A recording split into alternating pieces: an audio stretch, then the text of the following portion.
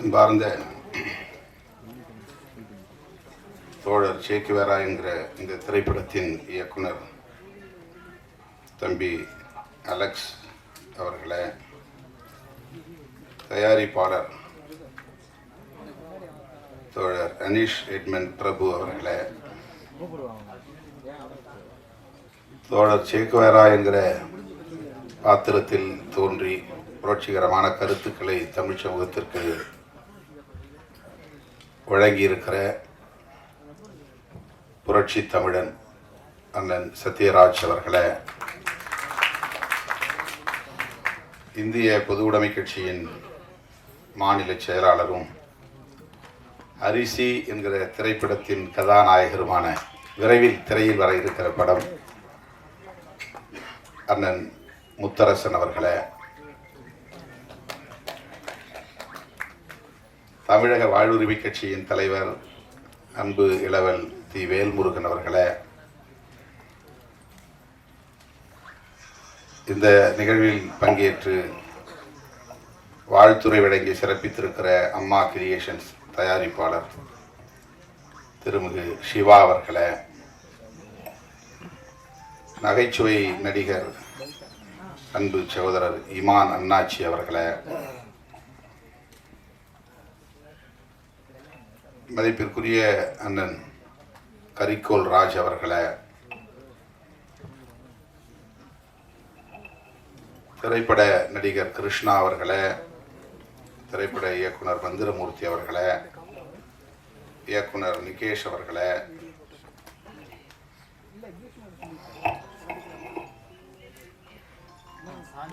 இங்கே சிறப்பாக நகைச்சுவை ததும்ப உரையாற்றி அமர்ந்திருக்கிற யூடியூபர் கூல் சுரேஷ் அவர்களே, கலைஞர் தொலைக்காட்சி வருவனை செந்தில் அவர்களே, ஜீவானந்தம் அவர்களே, மைனர் விஜய் அவர்களே, உமாபதி அவர்களே, பேசி விடைபெற்று சென்றிருக்கிற முனைவர் சுந்தரவல்லி அவர்களே, மின்னல் அந்தோணி அவர்களே, மற்றும் கண்ணன், ராமலட்சுமி, புலியூர் பாலமுருகன், கடம்புலியூர் கார்த்திகேயன், டாக்டர் கே செல்வராஜ்,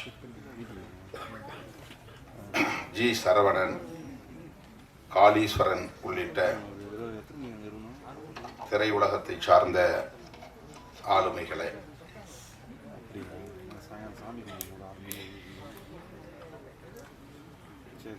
மேடையில் வீற்றிருக்கும் பெரியோர்களே, தமிழ் சொந்தங்களே, உங்கள் அனைவருக்கும் என்னுடைய பணிவார்ந்த வணக்கத்தை தெரிவித்துக் கொள்கிறேன். தம்பி அலெக்ஸ் அவர்கள் இந்த இளம் வயதில் மிக பெரும் முயற்சியை மேற்கொண்டு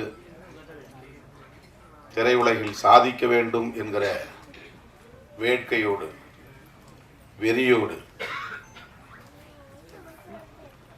பணியாற்றி இன்றைக்கு ஒரு திரைப்படத்தை வெளியிட இருக்கிறார். வருகிற செப்டம்பர் 20 இந்த படம் திரைக்கு வருகிறது. உலகம் முழுவதும் வர இருக்கிறது. தோற்றத்தில் அவர் ஒரு பள்ளி மாணவனை போல் இருக்கிறார். கல்லூரி மாணவனை போல் கூட அல்ல. என்னை முதலாக அவர் வந்து சந்தித்த போது நான் அதிர்ச்சியில், என்ன படிக்கிறாய் என்றுதான் நான் கேட்டேன். யார் இயக்குனர் என்று கேட்டேன். நான் தான் என்று சொன்னார். இதற்கு முன்பு யாரிடமாவது துணை இயக்குனராக அல்லது இணை இயக்குனராக பணியாற்றிய அனுபவம் உண்டா என்று கேட்டேன். இல்லை என்று சொன்னார். ஏதேனும் படங்களில் நடித்த அனுபவம் உண்டா என்று கேட்டேன். இல்லை என்று சொன்னார். எந்த துணிச்சலில் நீங்கள் இப்படி இந்த களத்தில் இறங்குகிறீர்கள் என்றேன். வெறுமன புன்னகைத்துக் கொண்டார். எதுவும் பெரிதாக அதற்கு விளக்கம் சொல்லவில்லை. அவரோடு வந்திருந்த தயாரிப்பாளர் அனீஷ், அவருடைய தாயார், 3 பேரும் தான் என்னை வந்து முதலாக சந்தித்தார்கள். இந்த படத்தை துவக்கி வைக்கக்கூடிய ஒரு வாய்ப்பை, படப்பிடிப்பை துவக்கி வைக்கக்கூடிய ஒரு வாய்ப்பை எனக்கு வழங்கினார்கள். என்னை ஏன் அணுகினீர்கள், இந்த துறைக்கும் எனக்கும் என்ன தொடர்பு, என்ற கேள்விகளோடு தான் அவர்களோடு நான் உரையாடத் தொடங்கினேன். இப்படி ஒரு படம், இந்த கதை குறிப்பாக இடஒதுக்கீடு தொடர்பான ஒரு கதை, நீங்கள் இதிலே நடிக்க முடியுமா என்று கேட்டார்கள். அப்படி என்றால் படம் வெளிவராது, அதற்கு வாய்ப்பே இல்லை என்று சொன்னேன். அதன் பிறகுதான் அண்ணன் சத்யராஜ் அவர்களை தொடர்பு கொள்ளப் போகிறோம், நீங்கள் அண்ணனிடத்தில் பேச வேண்டும் என்று சொன்னார்கள். அவர் யாரையும் மிக எளிதாக சந்திக்கக்கூடியவர், எந்த பந்தாவும் அவரிடத்திலே கிடையாது. அவரை நீங்கள் போய் தாராளமாக சந்திக்கலாம், வாய்ப்பு இருந்தால் நான் பேசுகிறேன் என்று சொன்னேன். வெறியாக மாறி இருக்கிறது. அந்த துடிப்பு அவரை சாதிக்க உந்தி தள்ளி இருக்கிறது. எப்படி அவரை பாராட்டுவது என்று எனக்கு தெரியவில்லை. படத்தை தொடங்கி வைக்கிற போது அல்லது படப்பிடிப்பை தொடங்கி வைக்கிற போது என்னை அழைத்து எனக்கு அந்த வாய்ப்பை தந்த தம்பி அலெக்ஸ், அனிஷ், இன்றைக்கு இந்த முன்னோட்ட காட்சிகளை, ட்ரெய்லர் மற்றும் பாடல் காட்சிகளை, ஆடியோ ஆகியவற்றை தொடங்கி வைக்கக்கூடிய நிகழ்விலும் நான் கட்டாயம் பங்கேற்க வேண்டும் என்று அழைப்பு விடுத்து எனக்கு இந்த பெருமையை சேர்த்திருக்கிற தம்பி அலெக்ஸ் அவர்களுக்கும், அனீஷ் அவர்களுக்கும், அவருடைய குழுவை சார்ந்த அனைவருக்கும் முதலில் என்னுடைய நெஞ்சார்ந்த நன்றியை உரித்தாக்குகிறேன். நேற்று இரவு 8 மணி விமானம் பிடித்து நான் இரவே வந்து சேர்ந்திருக்க வேண்டும். தவிர்க்க முடியாத பல நிகழ்ச்சிகள் டெல்லியில, பெரும் மழையும் கூட. ஆகவே அந்த விமானத்தை பிடிக்க முடியவில்லை. பிறகு தொலைபேசியிலே தொடர்பு கொண்டு விவரத்தை சொன்னபோது, நாங்கள் தொடங்கி நடத்தி கொண்டிருக்கிறோம், நீங்கள் இடையிலே வந்து சேர்ந்தால் போதும் என்று அனுமதியை தந்தார்கள். ஆகவேதான் சற்று காலம் தாழ்ந்து வர நேர்ந்து விட்டது. காலை 8 மணி விமானம் பிடித்து இங்கே வந்து சேர 11:30 மணி ஆகிவிட்டது. இந்த ட்ரெய்லரை பார்த்தோம். முதலில் சென்சார் வாரியத்தை சார்ந்தவர்கள் எந்தெந்த காட்சிகளை அனுமதிக்க மறுத்தார்கள் என்கிற தகவலோடு அதை நம்மிடத்திலே போட்டு காட்டினார்கள். அண்ணன் சத்யராஜ் அவர்கள் அதற்கு உரிய விளக்கத்தை தந்தார். காட்சிகள் அப்படியே இருக்கின்றன, வசனங்கள் மட்டும் மாறி இருக்கின்றன. சென்சார் போர்டு நமக்கு அனுமதி தந்து விட்டது. அந்த வகையிலே நாம் நன்றி சொல்ல கடமைப்பட்டிருக்கிறோம். இந்த படம் இடஒதுக்கீடு தொடர்பான கருத்துக்களை விரிவாக பேசுகிறது. புரட்சி தமிழர் அண்ணன் சத்யராஜ் அவர்கள் மிக முக்கியமான பாத்திரத்தை வகிக்கிறார். அவருடைய வசனங்கள் மிக இயல்பானவை, எந்த செயற்கைத்தனமும் அவரிடத்தில் இருக்காது. 1980களின் தொடக்கத்தில், 85 என்று நான் கருதுகிறேன், கடலோர பகுதிகளில் வசிக்கும் மீனவர் குப்பங்களில் பள்ளிக்கு செல்லாத மாணவர்களை திரட்டி அவர்களிடையே நடப்பு அரசியல் குறித்து பேச வேண்டும், கல்வி தொடர்பாக பேச வேண்டும் என்கிற ஒரு பணி எனக்கு. நான் MA கிரிமினாலஜி முடித்த பிறகு சட்டம் பயிலுவதற்காக விண்ணப்பித்துவிட்டு காத்திருந்த ஓரிரு மாத இடைவெளியில் ஒரு தனியார் நிறுவனத்திலே மாதம் 300 ரூபாய் சம்பளத்தில் போய் வேலைக்கு சேர்ந்தேன். நான் ஃபார்மல் எஜுகேஷன், சும்மா ட்ராப் அவுட்ஸ் சில்ட்ரன், பள்ளிக்கு போகாமல் 8ஆவதோட 10ஆவதோட நின்றுட்டு வீட்டில் திரிஞ்சிட்டு இருக்கிற பையங்களை கூப்பிட்டு வச்சு அவங்களோட பேசணும். அதுதான் இந்த ஜாப். அப்போ நான் சண்முகம் பிள்ளை தெரு, அம்பேத்கர் பாலம் பக்கத்தில், அங்கே நான் போய் அந்த இளைஞர்களை திரட்டுவதற்காக போய்கொண்டிருந்த போது ஒரு இடத்திலே சுவரில் சத்யராஜ் ரசிகர் மன்றம் என்று பெரிதாக எழுதி அவர் படத்தை வரைந்து வைத்திருந்தார்கள். அந்த இடத்துல ஒரு 10 பேர் நின்றுட்டு இருந்தாங்க, சின்ன சின்ன பசங்க. அவங்கள போய் தான், அவங்க தான் டார்கெட் எனக்கு, அவங்கள போய் தான் போய் திரட்டணும், அவங்கள தான் கூப்பிடணும். அப்போ நான் அந்த மாணவர்கள்ட்ட போயிட்டு, அந்த இளைஞர்கள்ட்ட போயிட்டு, என்ன இங்கே நின்றுட்டு இருக்கிறீங்க, இது என்ன ரசிகர் மன்றம், யார் எனக்கு தெரியாது. அப்போ முதல்ல அதான் ஃபர்ஸ்ட் டைம் நான் பார்க்குறேன், சத்யராஜ் அப்படிங்கிற பேரை நான் பார்க்குறேன். அவங்க ஒரு அடைமொழி போட்டிருந்தாங்க, வாய்ச்சொல் வீரர் அப்படின்னு போட்டிருந்தாங்க. அதாவது நல்ல வசனகரத்து, நல்ல வசனம் பேசக்கூடியவங்கிறதுக்காக. வாய்ச்சொல் வீரங்கிறது வேற அர்த்தம். அது அவங்களுடைய ரசிகர் மன்றத்துக்கு அப்படி போட்டிருந்தாங்க. படத்தை பெருசாக வரைஞ்சி வச்சுருந்தாங்க. எனக்கு திரைப்படம் பார்க்குறதுல பெரிய ஈடுபாடு கிடையாது. இப்போ எனக்கு அது தெரியல. அவங்கள்ட்ட கேட்டப்ப, என்ன நீங்கள் இவரு யாருன்னு கேட்டீங்க அப்படின்னு அவங்க கோவப்பட்டாங்க அந்த பையங்க. என்ன இவரை போய் யாருன்னு கேட்டீங்க, நாங்களாம் அவருடைய ரசிகர்கள் அப்படின்னு. அந்த தம்பிக்கு தான் அப்புறம் போய் நான் ஒரு காந்தி மன்றம்னு ஒன்று இருக்குது, அந்த இடத்துல உட்கார வச்சு எல்லாத்தையும் பேசிக்கிட்டு இருக்கும்போது இந்த இளைஞர்கள் சொல்லி தான் எனக்கு அண்ணன் சத்யராஜ் அவர்கள் அறிமுகம். அவரை பற்றி அறிந்து கொள்வதற்கான எனக்கு ஒரு வாய்ப்பு கிடைச்சிது. அவர் திரைப்படத்துக்குள்ள நுழைஞ்ச பிறகு இந்த திரைப்படம் எவ்வளவு இலகுவாக சாதாரண மக்களிடத்தில் போய் சேர்ந்தது. திரைப்படங்கள், இந்த பேசுகிற வசனங்கள், அண்ணனுக்குன்னு ஒரு தனி சிறப்பு உண்டு. எந்த காட்சியும் எவ்வளவு இலகுவாக கையாளக்கூடியவர். அது பெரிய ரிஸ்கே இருக்காது, அதுக்கு எந்த பந்தாவும் இருக்காது. இந்த வசனம் பேசுறதுல இப்போ கூட பாருங்க, அந்த ப்ரொஃபஸர் வந்து இங்கிலீஷில் பேசிகிட்டே இருப்பார், அந்த மேனேஜர், அந்த காலேஜ் தாளாளர், கரஸ்பாண்டன்ட் பேசிகிட்டு இருப்பார். ரொம்ப சாதாரணமாக அவரை பேசிட்டு போவார். நான் சொல்கிறது தான் நீ கேட்கணும் அப்படின்ட்டு.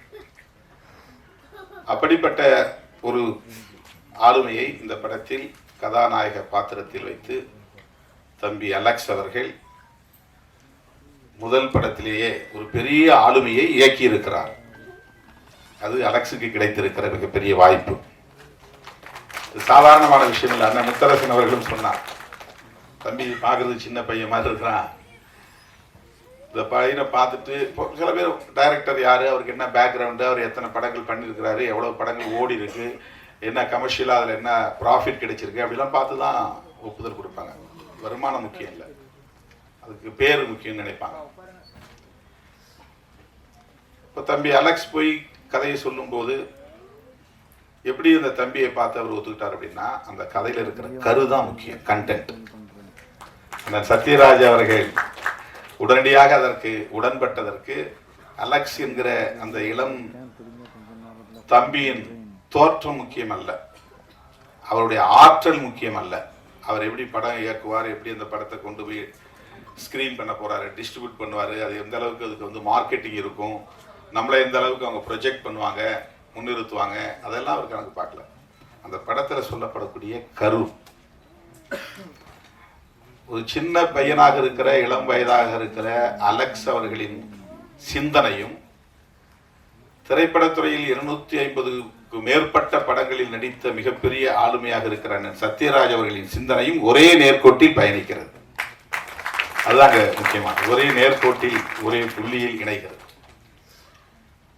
கல்வி ஒவ்வொருவருக்குமான பிறப்புரிமை என்கிற டைட்டிலோடு இந்த படம், கல்வி ஒவ்வொருவரின் பிறப்புரிமை, அதுலதான் இன்னைக்கு கை வைக்கிறார்கள். சமூகத்தில் மாற்றம் நிகழ்ந்து வருகிறது, முற்போக்கான மாற்றம் நிகழ்ந்து வருகிறது. எளிய மக்கள் வலிமை பெற்று வருகிறார்கள், வஞ்சிக்கப்பட்டவர்கள் வலிமை பெற்று வருகிறார்கள். காலம் காலமாக கல்வி மறுக்கப்பட்ட சமூக பிரிவினர் கல்வியை பெறுகிறார்கள். அதுதான் இன்னைக்கு சோசியல் சேஞ்ச் என்கிற சமூக மாற்றத்திற்கான புள்ளி.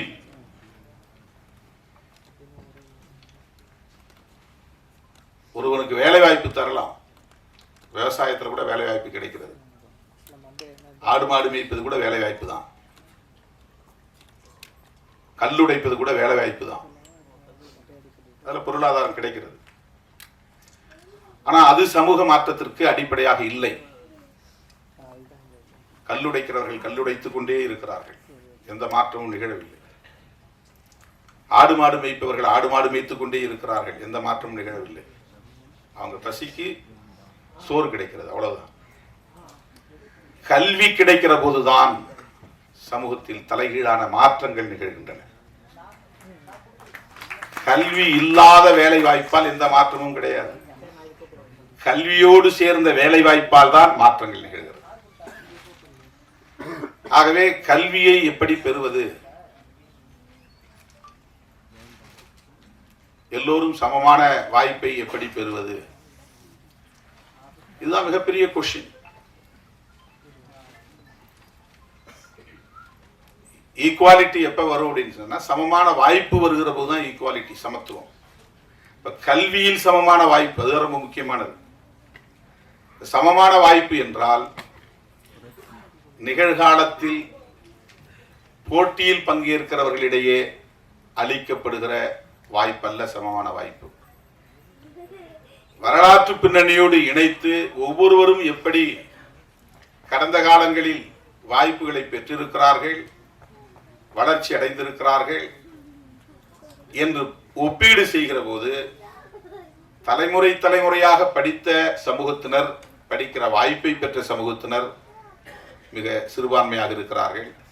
தலைமுறை தலைமுறையாக படிக்க வாய்ப்பற்ற நிலையில் இருக்கிற சமூக பிரிவினர் பெரும்பான்மையாக இருக்கிறார்கள். தலைமுறை தலைமுறையாக படிக்க வாய்ப்பற்ற சமூக பிரிவினர் தலைமுறை தலைமுறையாக படித்த சமூக பிரிவினரோடு மோத முடியுமா? மோத முடியாது. காம்படிட் செய்ய முடியுமா? போட்டி போட முடியுமா? முடியாது. ஆகவேதான் காலம் காலமாக தலைமுறை தலைமுறையாக படிப்பதற்கான வாய்ப்பு மறுக்கப்பட்ட, வஞ்சிக்கப்பட்ட சமூக பிரிவினருக்கு ரிசர்வ்டு சில இடங்களை தனித்து ஒதுக்கி வைக்க வேண்டும். மாற்றுத்திறனாளிகளுக்கு இந்த இடம், இந்த இருக்கையில வேற யாரும் உட்காரக்கூடாது. பேருந்துல ஏறினா பெண்களுக்கென்று இடம், இது பெண்களுக்கென்று ஒதுக்கப்பட்டிருக்கிற இடம், இதுல யாரும் ஆண்கள் உட்காரக்கூடாது. எல்லாரும் டிக்கெட் ஒரே மாதிரி தான் எடுத்துட்டு வராங்க. ஏன் அவங்களுக்கு reserved for women, reserved for differently abled எதற்காக ஒதுக்கப்பட்டு இருக்கிறது என்றால், அவர்கள் பிறரோடு போட்டி போடக்கூடிய வலிமை அற்றவர்கள்.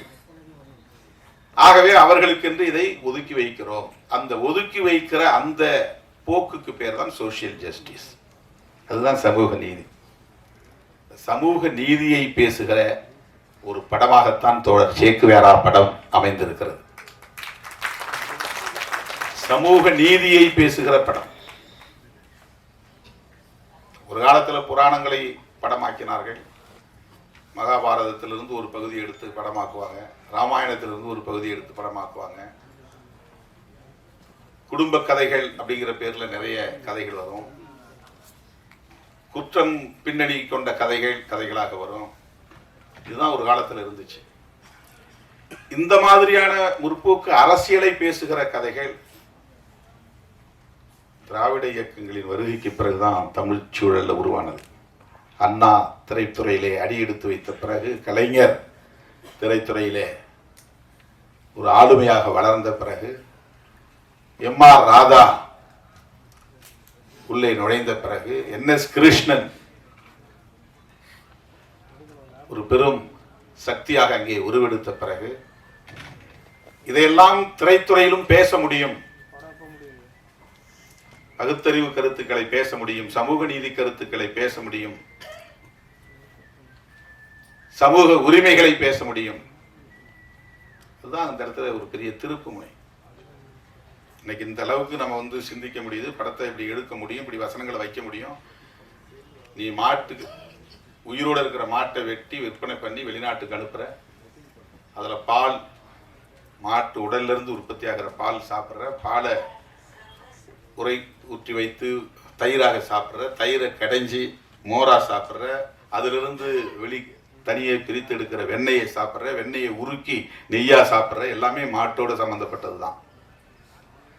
வெறும் சக்கையா இருக்கிற கறியை நான் சாப்பிட்றேன், அதுல இருக்கிற ஜூஸ் அவ்வளவும் உனக்கு வந்துடுது. நீ உயர்ந்த சாதி, நான் தாழ்ந்த சாதி. மாட்டுக்கறியை சாப்பிடுன்னு உன்னை சொல்றது தப்பு, அதே மாதிரி சாப்பிடாதன்னு என்ன நீ சொல்றதும் தப்பு.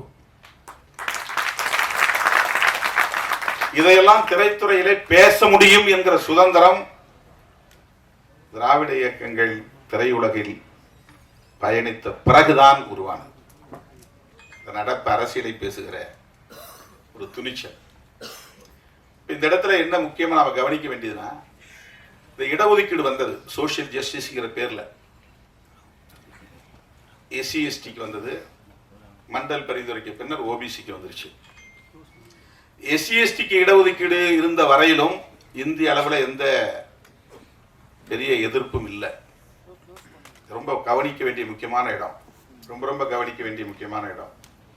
ஷெட்யூல் காஸ்ட் ஷெட்யூல் டிரைப்ஸுக்கு இடஒதுக்கீடு கான்ஸ்டிடியூஷனல் அத்தாரிட்டி, அதுக்கு அரசியலமைப்பு சட்டத்திலே இருக்கு, ஒரு சேஃப்கார்டு இருக்கு. கான்ஸ்டிடியூஷன் 1950 வந்துச்சு, ஜனவரி 26 நடைமுறைக்கு வந்துருச்சு. அப்போ இருந்து எஸ்சி எஸ்டிக்கான இடஒதுக்கீடுங்கிறது யூனியன் கவர்மெண்ட்டுடைய வேலை வாய்ப்புகள்ல இருக்கு, ஸ்டேட் கவர்மெண்ட்லயும் இருக்கு.